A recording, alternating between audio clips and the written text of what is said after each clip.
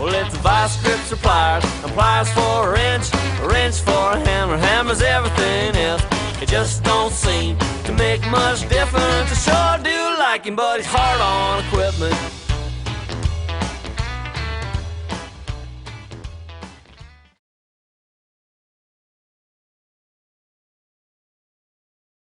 Oh, welcome back people to another White Ox episode. We haven't done one for quite a while. This is quite exciting actually. We've got a winch on the front, a worn 9.5 XP, which has been good. We've used it a lot, but we also have really not serviced it. A winch is really a service item. It's something you should disassemble and inspect, clean, re-grease, etc., etc. You know, once every year or a couple of years. We never have, and most people don't. But we actually had a problem with our winch. It got us out of trouble, and then it just packed it in. So thanks, Warren, you got us out of the shit, but then you know, it said enough's enough. We've disassembled it, cleaned it all up, and Kate's going to show you how to put it all back together. Now this is a 9.5 XP. Most winches are pretty much the same. So yeah, take it away, Kate.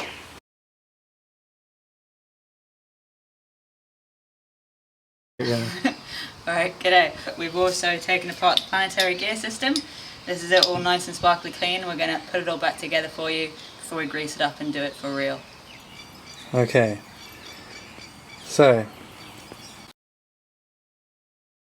this is the slide gear which engages with the free spool lever. Basically that's just a cam that moves that up and down. Now Kate's installing the sun gear, and followed by, that's the first stage planetary gear.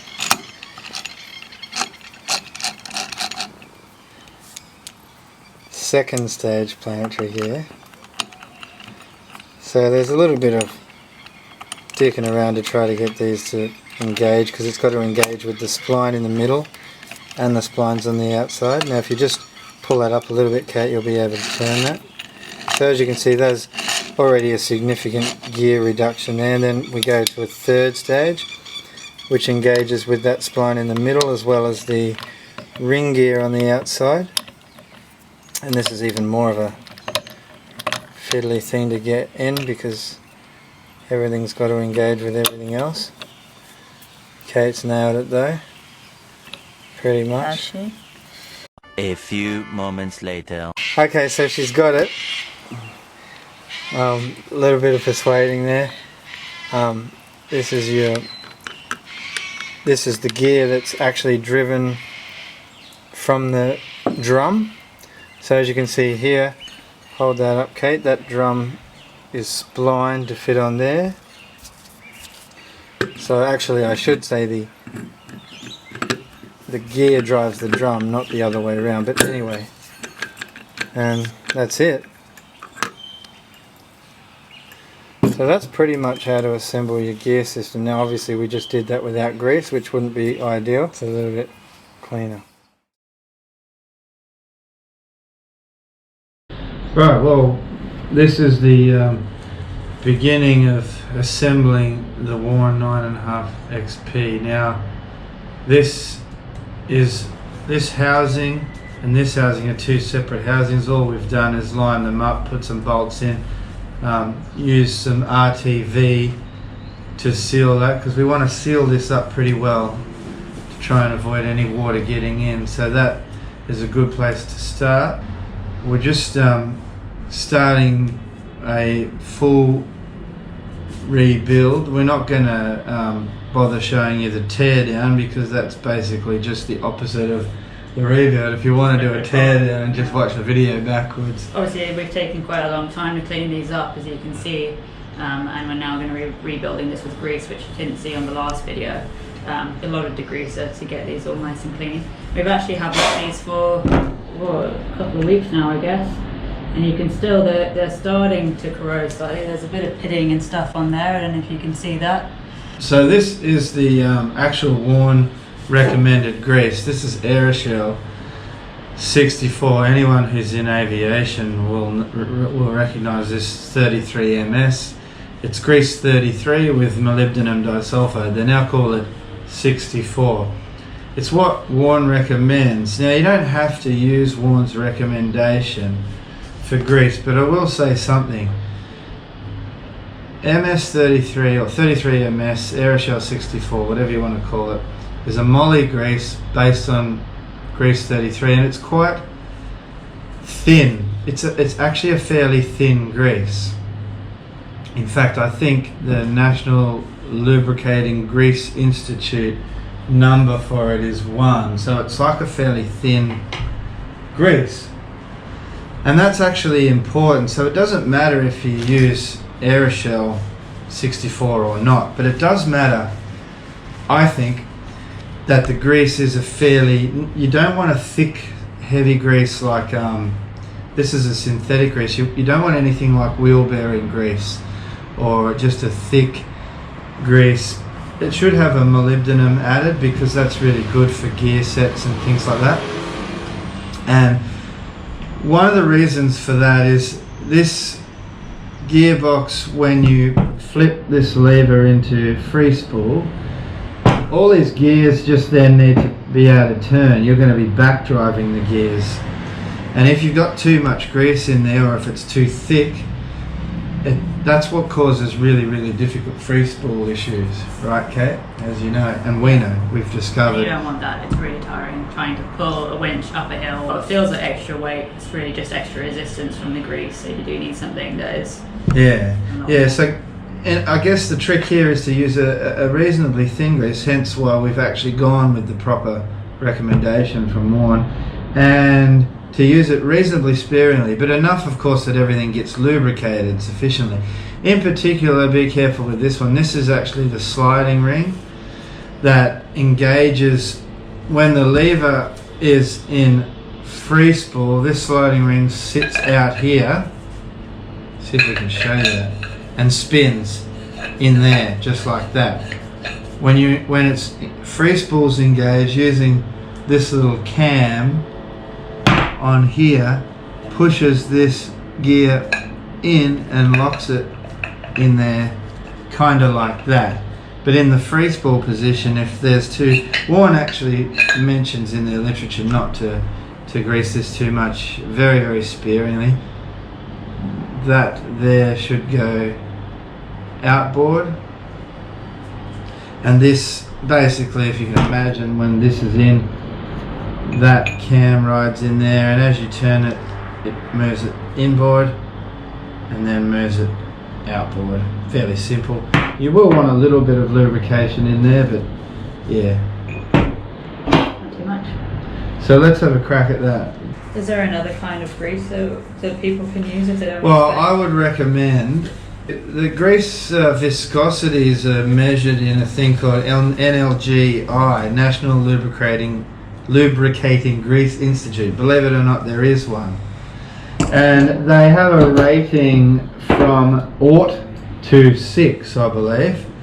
And that is a general order of viscosity, with 0 being the thinnest greases. They're almost sort of like a light oil, to 6 being the most heaviest, thickest, gluggiest greases. What you want with something like this is about a 1. What I found though is most commercially available, widely available greases out there are an NLGI 2. So all your synthetic PDFEs, all of those sorts of things you buy in automotive stores, like, you know, they all seem to be an NLG 2, which is a little bit too heavy. But of course, if that's all you've got, then that's what you got. You just use it. But you know, if you can get hold of, well, we bought this Aeroshell grease from Flight Store online, and it wasn't really that expensive. Wasn't it like $800? No, about $50. Right. Trying to keep it sparing. Well, this is the sun gear, and the sun gear sits inside a little brass bush in the housing there. don't forget the seal for the free spool lever, and that goes under there. Seal's in good condition, so we're reusing it.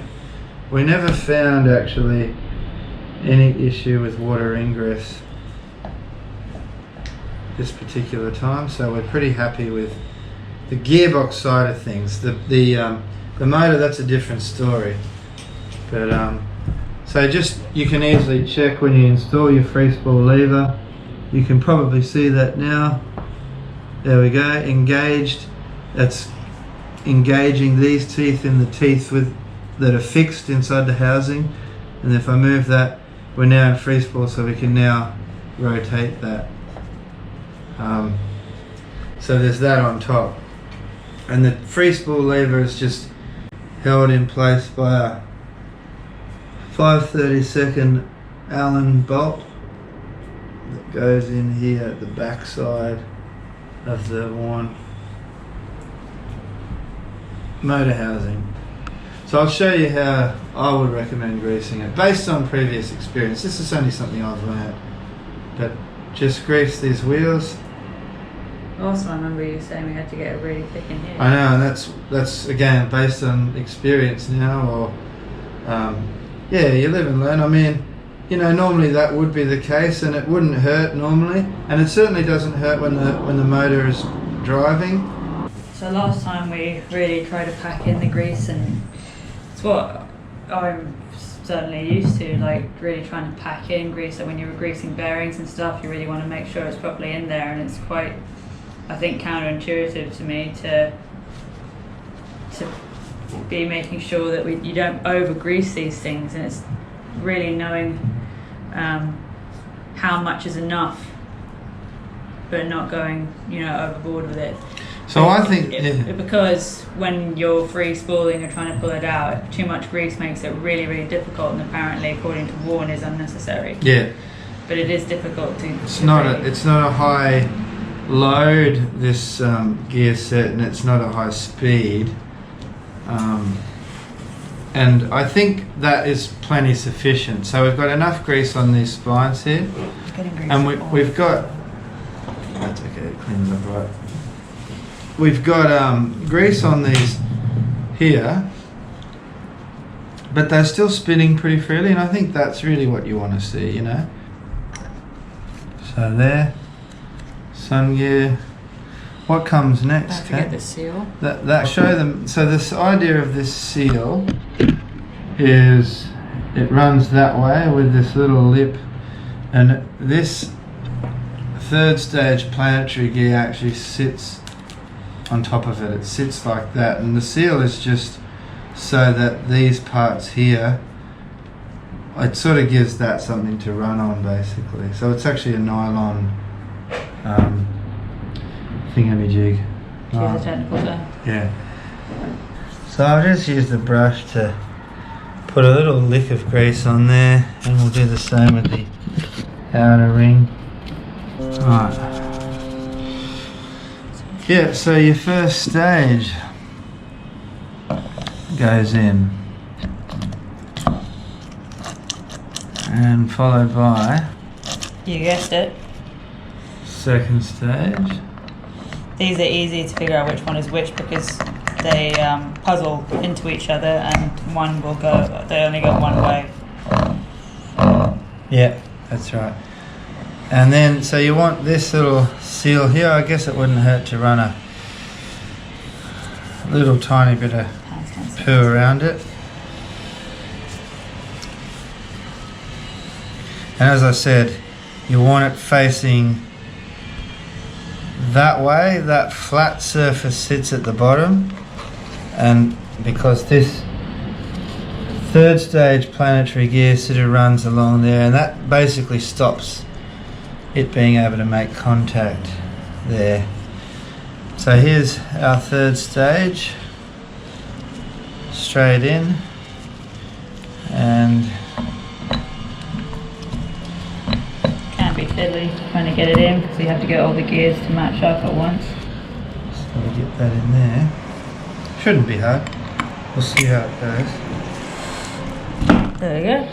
So yeah, you can use that to spin the shaft, and actually, while we're at it, that's not a bad way of testing whether that is, see,